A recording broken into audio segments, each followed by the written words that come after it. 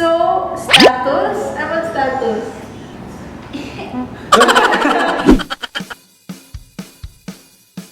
Hello mga Happy Pips! Ako po si Alan Casal. And ako naman po si Sofia Pablo. Ang question para kay Alan is, ano ang story behind the GMA Gala Night proposal? Bago ko ginawa yung plano na yun, syempre tinanong ko muna si Mami kasi sabi ko, Mami, maganda bang anong magandang surprise kay Happy? Kasi nga magagala na para invite ko siya na pwede ko siyang makadate.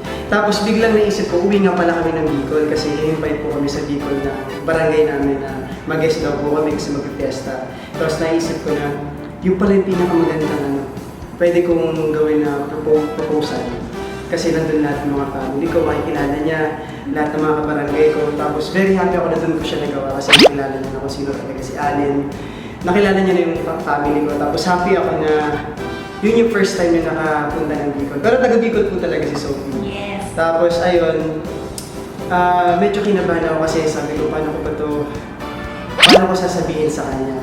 Buti na lang nandyan si Mami tapos yung mga organizer. Tulong-tulong talaga kami na ginawa yan para ma-surprise talaga sa akin. At yun, successful!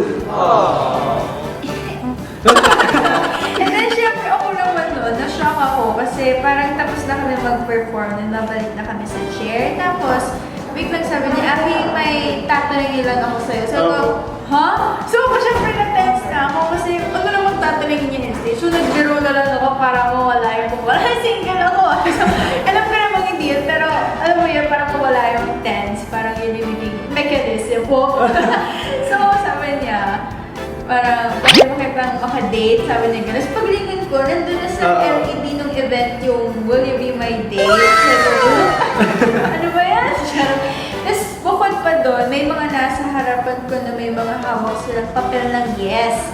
Hindi lang siya nasakop ng video kasi ito kami, tapos ito yung mga may hawak ng yes. Sabi ko, sayang, sana binidyohan nyo ng utos pa.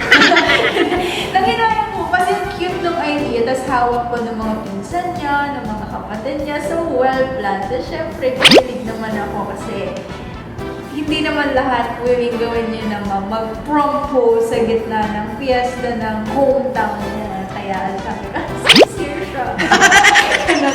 So, yun. Kaya, isa na yun sa memorable memories namin kasi first time ko sa Bicol, tapos ginawa niya yun and na-meet ko yung buong family.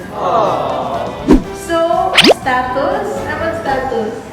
Hindi ko sasabihin kung ano-ano ngayon, pero masasabi ko, masaya kami sa isa't isa at hindi ako papayag na mawala kung anong meron kami. Ganun na kung ano kami.